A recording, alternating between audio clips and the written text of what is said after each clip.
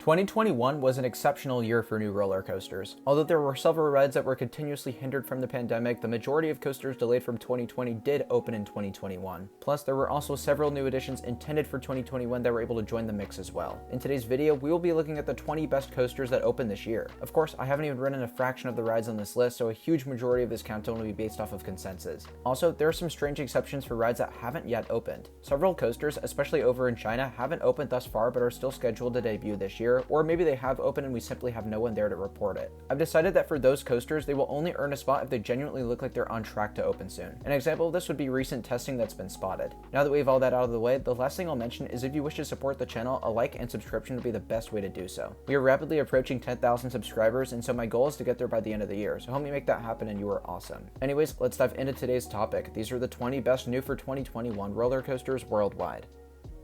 Number 20, Big Dipper at Luna Park in Sydney, Australia. The prototype Intamin single rail coaster will be a very enjoyable ride from the looks of it. Although it hasn't yet opened to the public, schools are starting to get out for the summer in Australia, and it is widely speculated that the ride will open in the coming weeks. This is especially convincing after seeing testing footage recently, and the ride looks to flow through its elements really well. I think this attraction will be a huge success for Luna Park, and hopefully it inspires many other small parks to put in these bigger investments.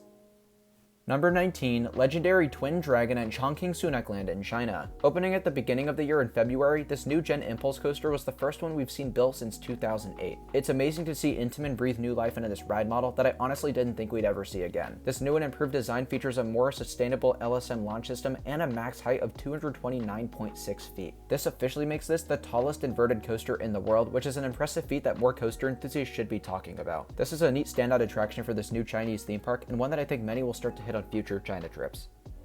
Number 18, EpiQ Coaster at Doha Quest in Qatar. The country's largest roller coaster ever is a ride that I've been intrigued about since I saw a picture of that giant vertical spike indoors. It's a mesmerizing attraction that looks like it packs a punch in its compact layout. EpiQ Coaster is the premier attraction at this new Middle Eastern park, and I think it's an impressive one indeed. Doha is a cheap and easy place to get to by plane, so maybe we'll see some coaster enthusiasts head out to this park soon. Number 17, Light of Revenge at Happy Valley Nanjing in China. A coaster that hasn't yet opened was originally intended to debut at the park late last year. Still, it hasn't had the chance to open, and it's unknown why. Or, as I said, maybe it has and we just don't know about it. Nonetheless, we've seen testing and POV footage, and it looks to be a slightly beefed up version of Cheetah Hunt at Busch Gardens, Tampa. Now that's a ride I really enjoy, so an even better iteration is something pretty exciting for the country of China. Number 16, Fighter Jet at Fanta Park Ningbo and Jiangxi in China. These cloned Vekoma Top Guns were the first of their kind when they opened in the summer. Now, if you were to ask me where these coasters would rank before they were built, I would have made an argument for it being one of Vekoma's best rides yet. Unfortunately, the pacing through recent videos don't look to match what we originally expected. Of course, it is still possible that it could speed up, but I'm hesitant it'll be what we imagined. Still, it's an impressive feat for Vekoma, who once made nothing but rough and jerky coasters. These Top Gun clones look to be smooth, graceful, and have some fun inversions. Definitely a good fit for these new Chinese parks. Number 15, Monster at Groneland in Sweden. B&M's newest inverted coaster opened immediately after COVID restrictions were eased in the country. Monster looks to have an interesting layout weaving in and around the park's layout. As of now, I haven't heard a lot from those who have ridden it, but it looks like it'll either be really floaty and graceful or compact enough to pull some good positive G's. And maybe, who knows, it'll be a combination of the both. That would be a twist. I think this ride has a strong case as Groneland's new best roller coaster, which is pretty impressive when you consider their fairly deep collection.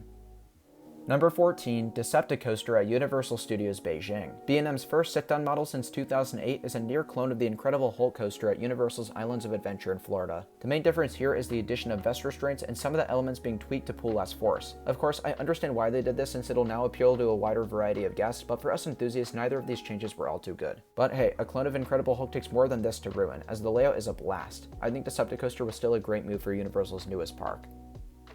Number 13, Steel Taipan at Dreamworld in Australia. Just a few days back, an opening for this coaster was announced for December 15th, an exciting date for Aussie coaster enthusiasts. This blue fire clone takes things for a spin, literally. In addition to being the first ride of its kind with spinning seats on the back car, it'll also feature a backwards twisting spike to increase ride time. This will allow for 3 graceful launches versus the singular one, which I think will be a lot of fun while you're spinning. A blue fire clone is a good enough addition as is, but this one looks like it'll be the most unique one to date. Number 12, Wooden Dragons Roller Coaster at Jiangxi Sunac Land. This Gravity Group wooden coaster fell under the radar for most coaster enthusiasts, so you can imagine our shock when it randomly opened this past June. The ride looks to have a very strong layout despite its fairly modest stats. It honestly is just further proof that the Gravity Group can't go wrong. Wooden Dragons is yet another modern Woody to add to China's impressive collection. Number 11, Jersey Devil Coaster at Six Flags Great Adventure in New Jersey. Despite the fact that this ride was disappointing for many, I think we're forgetting that this is still an RMC. Any coaster by them is a hit, so let's look at the pros. Jersey Devil has a great first drop, really funky inversions, a solid camelback, and several more airtime moments. I for one haven't ridden this coaster yet, but I have faith that it's better than many enthusiasts are making it out to be. By no means is it one of the best RMCs, heck even I'll admit that it's probably their worst. But as I said, any RMC coaster is a great ride. Number 10, Barracuda at Fueli Ocean Happy World in China. What appears to be Fahrenheit at Hershey Park on steroids is a ride that not enough coaster enthusiasts are talking about. As with many new Chinese coasters, you could say that this one fell under the radar. But after not hearing much about it, it seems as if an opening day is actually set for December 21st. I really don't know how this thing will ride considering its large-scale elements. Will they be too elongated to offer any force, or will the train speed through its elements? Only time will tell, but if there's one thing for certain, Barracuda has one hell of a layout. Number 9, Dragon in the Jungle at Dragon Valley Theme Park in China. While Abyssus at Energylandia got all the attention from Vekoma's new Shockwave model, this guy seemed to have quietly opened alongside it. While it seems to lack the positive G's and pacing that many of the new Vekomas have, I think this layout is just really well done. The sequencing appears to be great with that launch up into a top hat loop, and then you get more low to the ground. It's an interesting mix of intense and graceful elements that we'll talk a bit more about in a second. Number 8, Abyssus at Energylandia in Poland. The Chinese Shockwave coaster we just talked about looks great, but Abyssus is the Shockwave Plus, meaning it's got a bit of a longer layout. Before the main launch, this coaster is a bit of a teaser as to what riders can expect. Then, once you get to the fun stuff, it's basically the exact same as Dragon in the Jungle. Nonetheless, I can't wait to ride this thing next year. Abyssus may not have had the punch that many were expecting, but maybe that's our faults for setting our expectations too high. Vekoma still knocked it out of the park here, and I think it's a solid third place coaster for Energylandia. Number 7, Bombay Express at Bollywood Parks, Dubai. Talk about an underrated new addition. No coaster enthusiasts seem to be aware of the monstrosity that Bollywood has been cooking up. The ride has just recently been seen testing after track work had been completed for months. The coaster is said to feature the record for most airtime on any ride in the world, though I find that hard to believe. Regardless of that, its layout is huge and it looks like it holds the potential to be one of GCI's best roller coasters.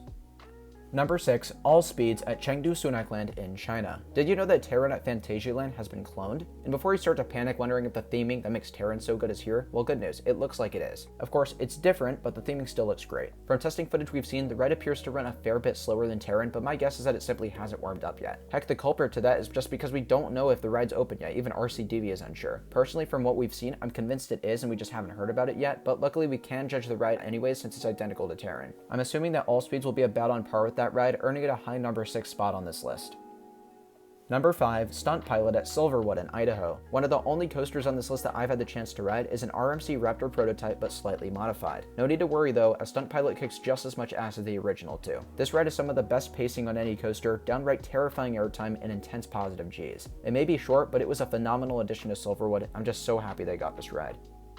Number 4, Hurricane Roller Coaster at Suzhou Amusement Forest World in China. Mach Rides is known for their successful launch coaster model, and it appears that Hurricane will be the largest that they've done. This is the last ride on this list that hasn't yet opened, but it just began testing, so I think it's safe to assume that an opening will be happening very soon. The ride stands 203 feet tall and features elements we've never seen attempted on a Mach coaster. I have full faith that this will be one of the company's best installations to date. Number 3, Conda at Walibi, Belgium. Intamin's newest mega coaster unfortunately hasn't had a lot of uptime this year. Conda originally opened on June 8th for just a couple months before a nasty flood shut down the park indefinitely. It was until October that the ride would cease to run, and then of course the park closed for the season soon after. It's a real shame it didn't have the ridership it deserved, but I'm confident it'll draw in more guests in 2022. As for the layout itself, Conda has an incredible mix match of floater and ejector airtime, some sustained and some abrupt. Take one look at its layout and there's no wonder why this is one of my most anticipated roller coasters in all of Europe.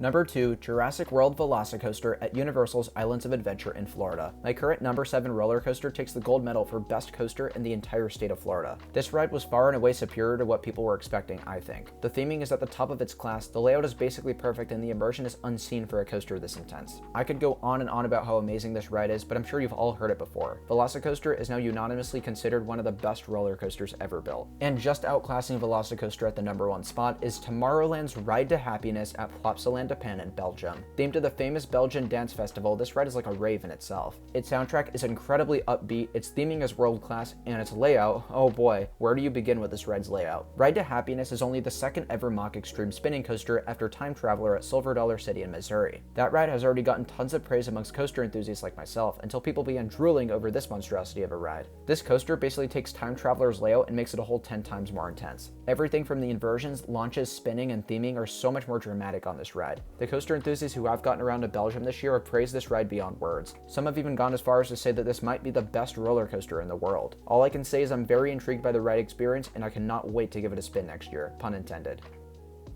Thank you all so much for watching today's video. 2021 was a great year for new roller coasters and hopefully 2022 will be just as impressive. Stay tuned for a video coming soon discussing new coasters opening next year. Until then, I'd really appreciate it if you could give this video a like and subscribe to the channel. But with that being said, thank you all so much for tuning in and I'll see you very soon. Bye guys.